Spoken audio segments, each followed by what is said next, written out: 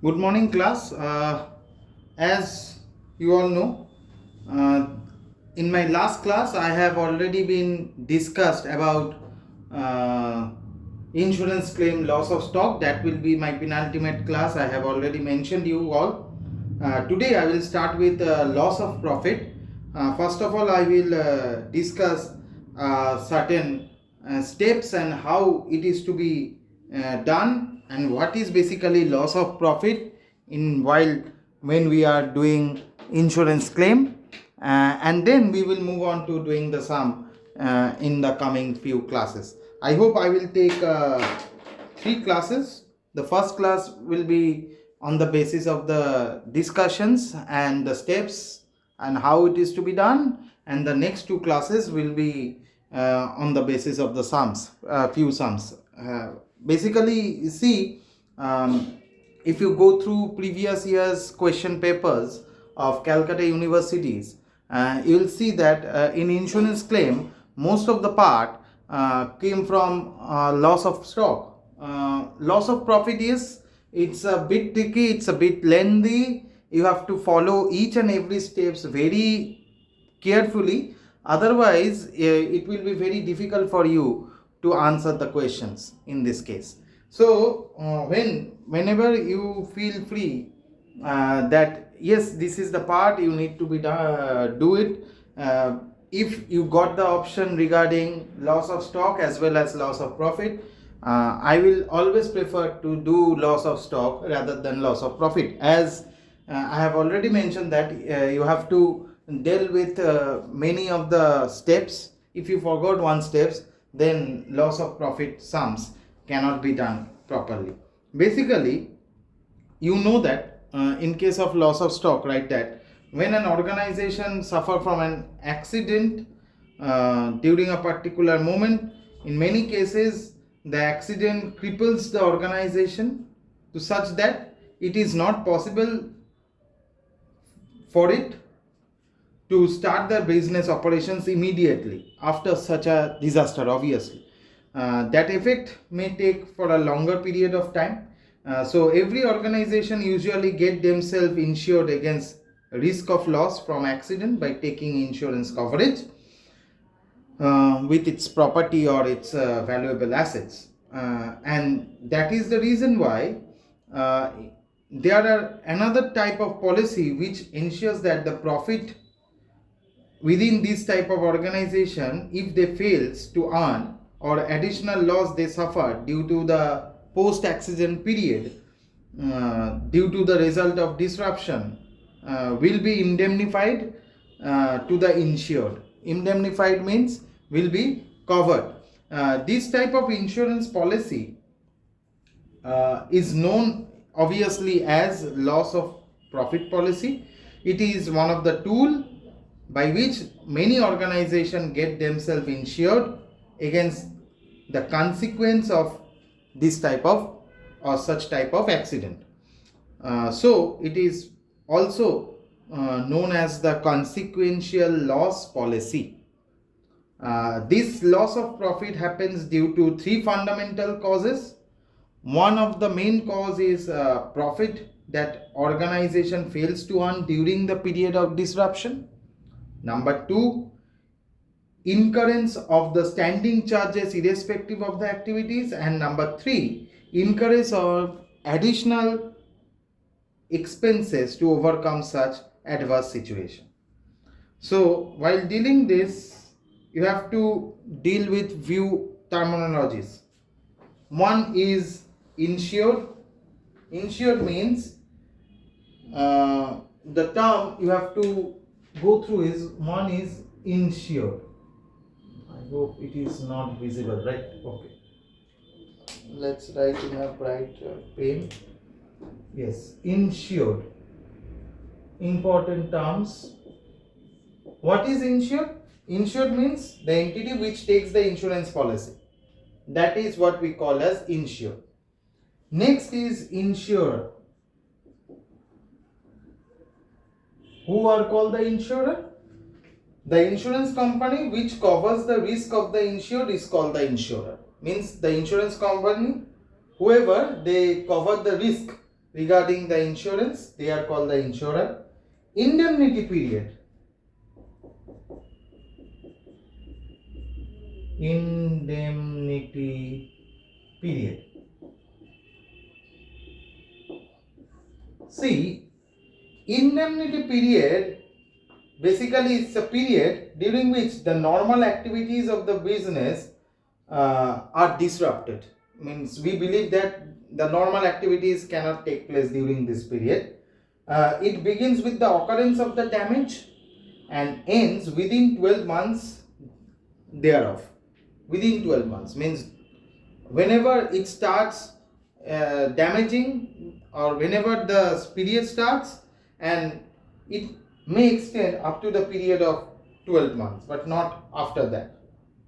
The length of this period may vary, obviously, with the nature of their business, accident, or the amount of or degree of destruction they suffer. Next is the period of claim. Period of claim. Period of claim means it refers to the period the loss of which is reimbursed by the insurer to the insured. It can be calculated as lower of the following. It is calculated lower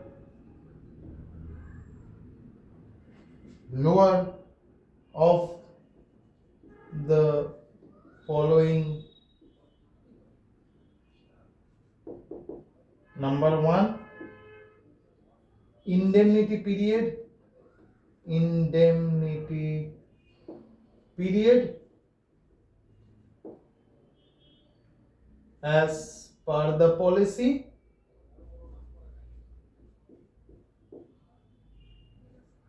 And number 2, actual period of dislocation. Actual period of dislocation, right? Actual period of dislocation. So we calculate period of claim on the basis of the lower of the following. One is indemnity period as per the policy, and number 2 is actual period of dislocation. And next is the gross profit. Gross profit is basically the term which we use to calculating before the net profit. Here in this case, in case of this is basically used in case of loss of profit, right?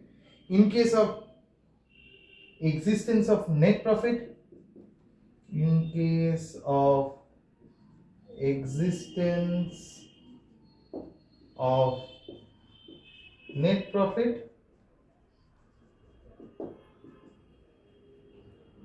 GP is calculated.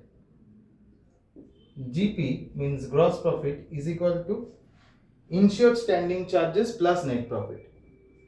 Insured standing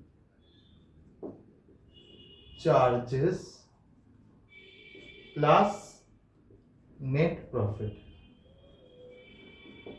In case of existence of net loss, how GP is calculated? In this case, if net loss suffers, how GP is calculated? GP is calculated in this manner: insured standing charges minus net loss multiplied by insured standing charges. Insured standing charges divided by all standing charges, right? In case the company is incurring a heavy loss. During that time, gross profit is calculated insured standing charges minus net loss into insured standing charges divided by all standing charges. And standing charges, what is the terminology we use over here? Standing charges.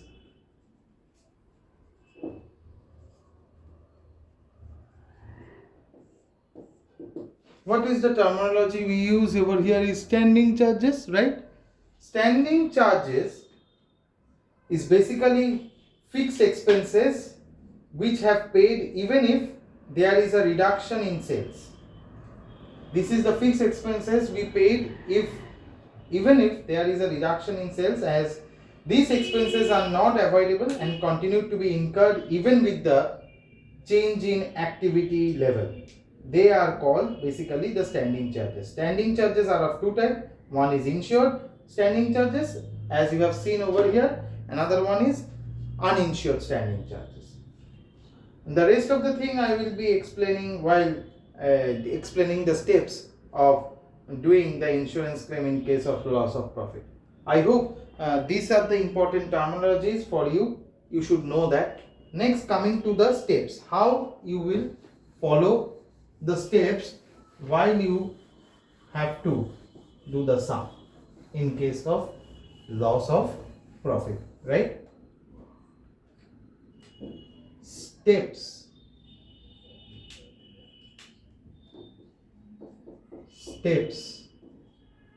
for calculation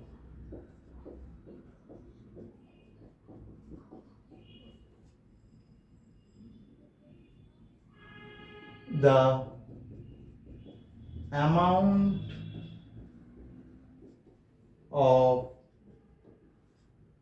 insurance claim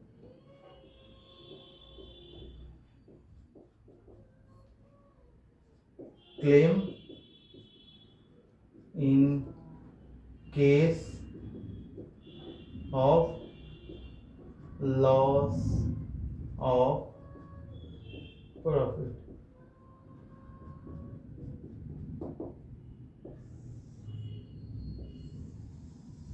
Okay, while you have to do loss of profit, you have to follow these steps, right? What are these steps are? First of all, step 1.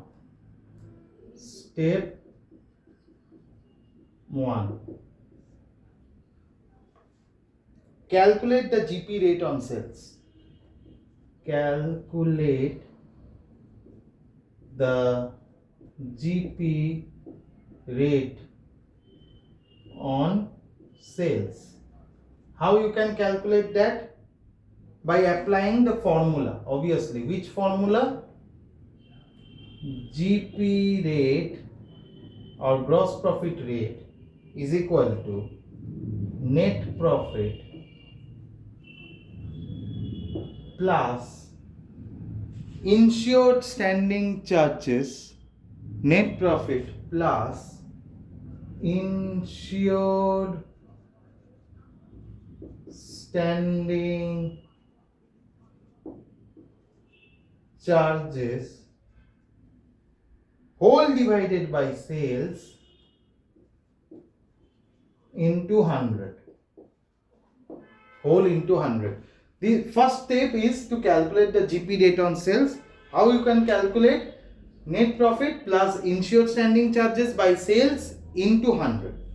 Next is step 2. Determination of short sales. Determination of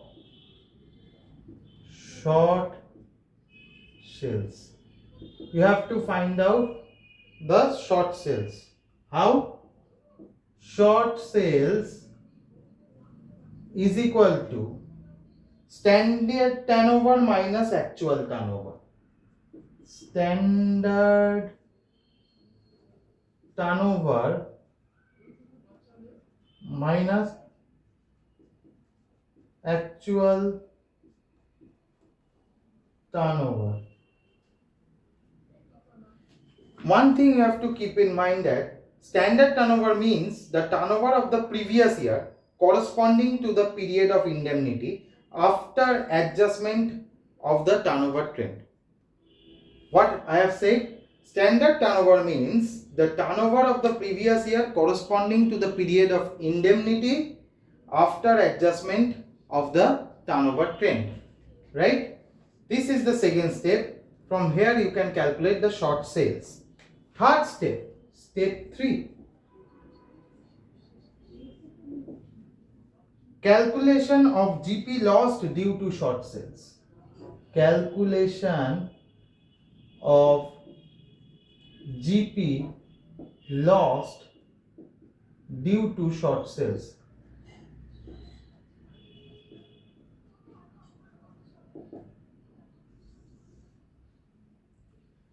Short sales multiplied by rate of GP which you calculated in the step 1, right? Short sales multiplied by rate of GP which you have calculated in step 1. Next is very important, step 4. It's very important.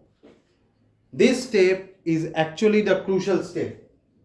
Determination of admissible additional expenses. Determination of admissible additional expenses.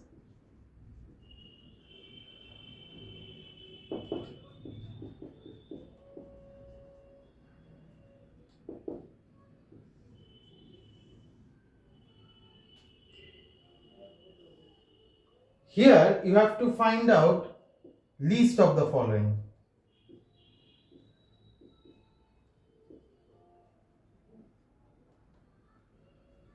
List of the following. First one is actual additional expenses. Actual additional expenses. You have to determine the list of the following if these are there. First, actual additional expenses. Next, sales due to additional expenses. Sales due to additional expenses, that is basically enhanced sales into GP. Enhanced means the sale which has been increased later on.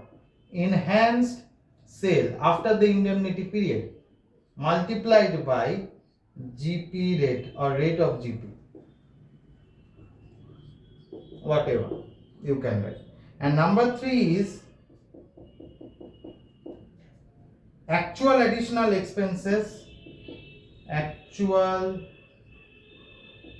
additional expenses multiplied by net profit plus insured standing charges. Insured standing charges whole divided by net profit plus all standing charges. Net profit plus all standing charges.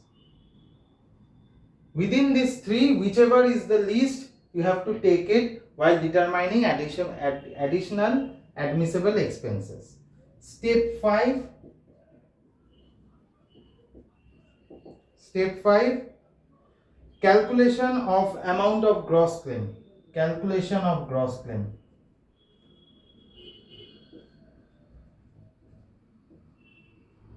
Gross claim. How you can calculate? GP lost on short sales plus admissible expenses which you calculated in step 4, sorry, admissible expenses minus savings in standing charges, savings in standing charges, right? Step 6, if average clause is applicable, applicability of average clause, applicability of average clause. How you can calculate? By comparing the policy value with insurable value. Policy value with insurable value. If policy value is given in the sum,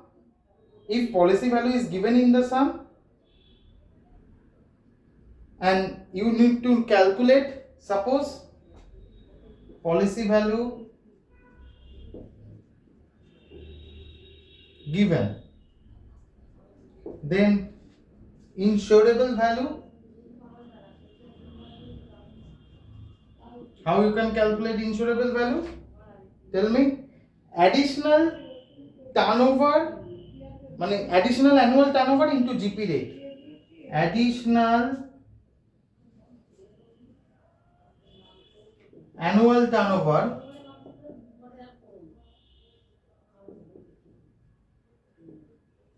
into GP rate. Additional annual turnover into GP rate. If policy value is lesser than insurable value, then it is under insurance.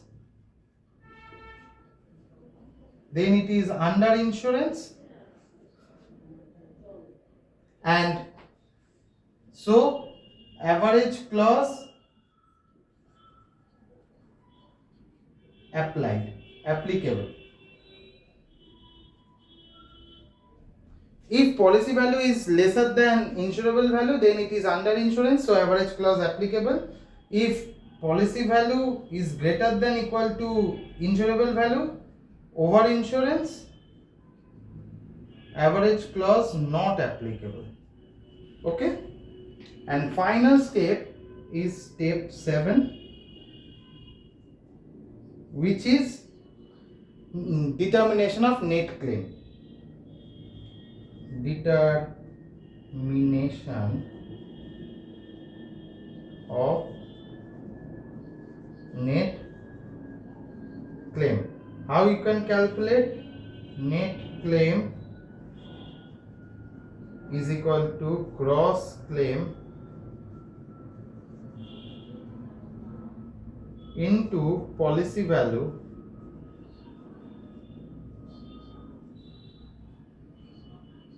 by insurable value, the same formula, insurable value, right? It is the same formula which we use in case of insurance claim loss of stock also. So these are the steps you have to go through carefully, then we can do the sum. I hope this is clear to all in this class. In my next class I will be solving one sum with a solution also. Thank you for patient hearing. Have a nice day ahead.